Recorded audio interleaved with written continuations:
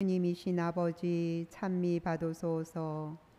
아버지는 하늘나라의 신비를 철부지들에게 드러내 보이셨나이다.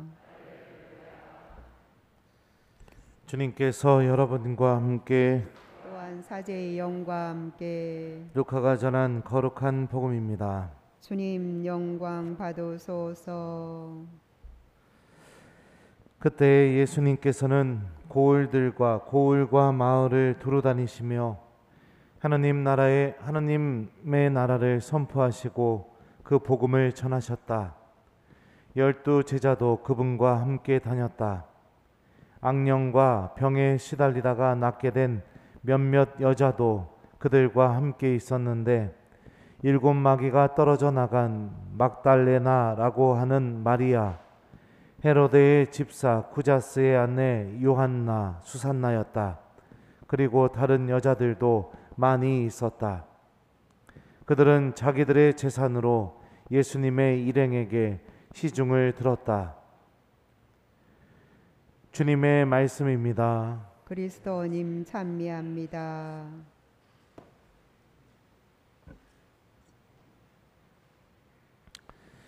오소서 성령님. 그들은 자기들의 재산으로 예수님의 일행에게 시중을 들었다. 안녕하세요. 예수님 시대의 우리 자매님들은 오늘날처럼 인권을 존중받고 또 이렇게 자신의 권리를 갖고 있고 그러지를 못했습니다. 남편의 소유물 중에 하나로 여겨졌었죠. 그리고 그 이혼 사유 언젠가 제가 강론 때 한번 얘기해드린 적이 있었을 텐데요. 그죠? 내 아내보다 더 아름다운 여자를 발견하면 언제든지 이혼도 당할 수 있고, 음식을 상하게 하거나 태우거나 이러면은 또 이혼 당할 수 있고, 항상 약자였고, 그 다음에 무엇인가로부터 자신의 권리를 주장할 수 있는 그런 위치가 아니었습니다. 그런데 신기한 점은 무엇이냐면 루카복음은요, 오늘 그런 상황에 놓여 있는 여인들이, 특히 오늘 예수님을 따랐던 여인들은 어떤 여인들이라고 복음서에 묘사되고 있죠? 악령과 병에 시달리다가 낫게 된 여인들. 그러니까 악령과 병에 시달렸다는 것은 유다인들의 그 문화와 풍습에서 봤을 때는 여자인데 악령하고 병에 시달리고 있었습니다. 굉장히 부정한 사람으로 이렇게 사회 안에서 그렇게 대해졌던 그런 사람들이었겠죠. 그런 사람들이 예수님을 따르고 있었고 또 예수님에게 도움을 드리고 있었다라고 이렇게 오늘 복음이 우리에게 전해주고 있습니다. 그들은 자기들의 재산으로 예수님의 일행에게 시중을 들었다. 우리들은 그런 생각을 많이 합니다. 누군가를 도와주려면 내가 먼저 여유가 있을 때 도와줄 수 있다는 생각이요.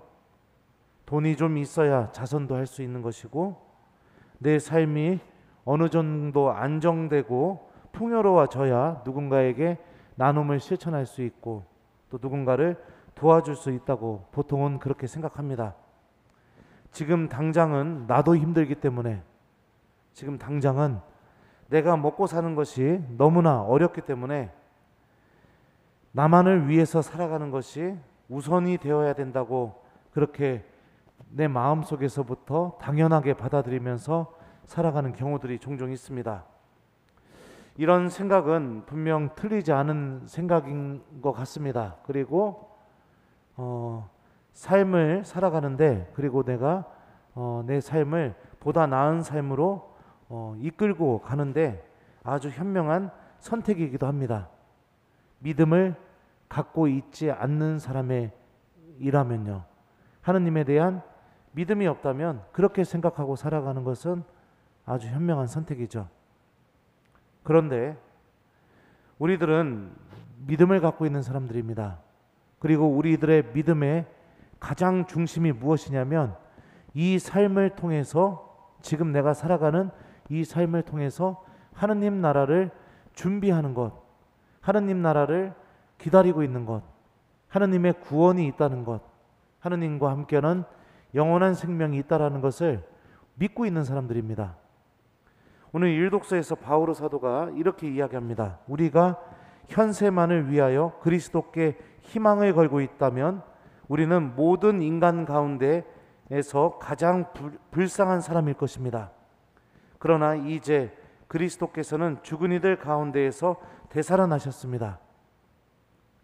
만약에 내가 하나님을 믿으면서 지금 살아가고 있는 것들만 생각하면서 살아간다면 가장 불행한 사람입니다.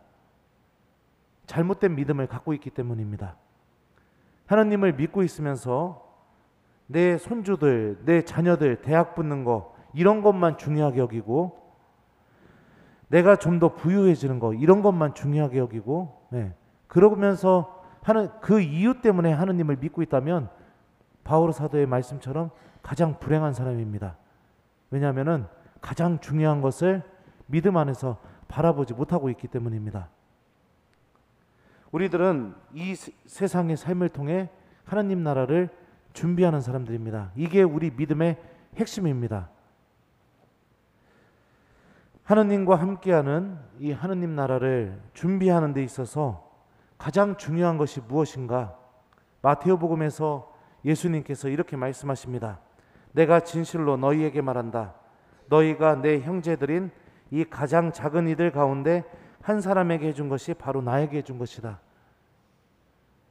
이 말씀으로 우리들은 구원을 받을 것이고 이 말씀으로 우리들은 심판을 받을 것이고 이 말씀으로 우리들은 영원한 생명을 얻게 될 겁니다.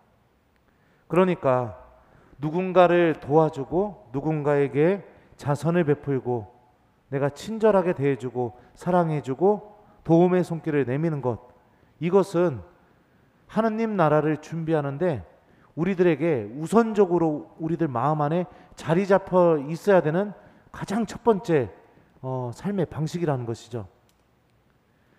어려운 상황임에도 불구하고 자신의 권리가 없는 상황임에도 불구하고 오늘 복음에 등장하는 예수님을 도와주는 여인들은 아무리 힘들고 어려운 상황 속에서도 내가 누군가를 도와줄 수 있다는 것을 우리에게 알려주고 있습니다. 그것은 내가 도와줄 것이 없어서 못 도와주는 것이 아니라 내 마음의 문제인 것입니다. 지금 이 순간 어려움을 겪고 있는 이들에게 내가 도움을 손길을 내밀게 된다면 그것은 그 사람만을 도와주는 것이 아니라 복음에 등장하는 여인들처럼 나도 예수님께 시중드는 사람으로 변화된다는 것, 이것을 우리가 오늘 말씀을 통해서 생각해 볼 수 있는 중요한 메시지죠. 주님께서 우리들과 함께 계시면서 가장 보잘것없는 이들, 가장 가난한 이들 안에 함께 계시면서 우리들이 용기 있는 그 마음을 통해 그들 안에 계시는 당신을 시중들고 또 당신과 함께 있기를 바라고 계시죠.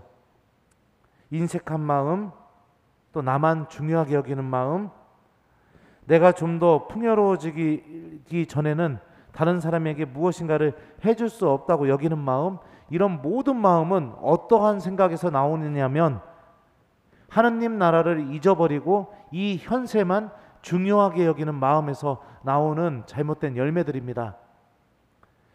어려워도 우리는 누군가를 도와줄 수 있어야 됩니다. 힘들어도 도움의 손길을 내밀 줄 아는 사람이 되어야 됩니다. 많은 것, 엄청난 것을 도와주는 것, 그것은 중요하지 않습니다. 내가 할 수 있는 한도 내에서 얼마든지 이웃들을 도와줄 수 있죠. 그리고 그 도움이 예수님에게 시중드는 아주 훌륭한 봉헌으로 하느님께 바쳐지고 있다는 것을 기억하면서 오늘 하루는 우리 모두 숙제드립니다. 이웃들에게 도움의 손길을 좀 내밀어보는 그런 하루를 보내봤으면 좋겠어요. 그러면서 하느님 나라를 잘 준비하는 신앙인, 또 가장 작은 이들 가운데 계시는 예수님께 시중을 들 수 있는 신앙인이 되도록 오늘 하루 그렇게 한번 보내보면 좋을 것 같습니다. 외로운 사람에게 말도 좀 걸어줘 보시고, 슬퍼하는 사람에게 위로도 좀 해줘 보시고, 또 가난한 사람에게 자선과 도움의 손길도 좀 내밀어 보시고, 예. 오늘 하루 내가 만나는 이웃들 안에 계시는 예수님을 잘 시중드는 그런 하루를 좀 보내보는 것, 이것을 숙제로 드리도록 하겠습니다. 그들은 자기들의 재산으로 예수님의 일행에게 시중을 들었다. 아멘.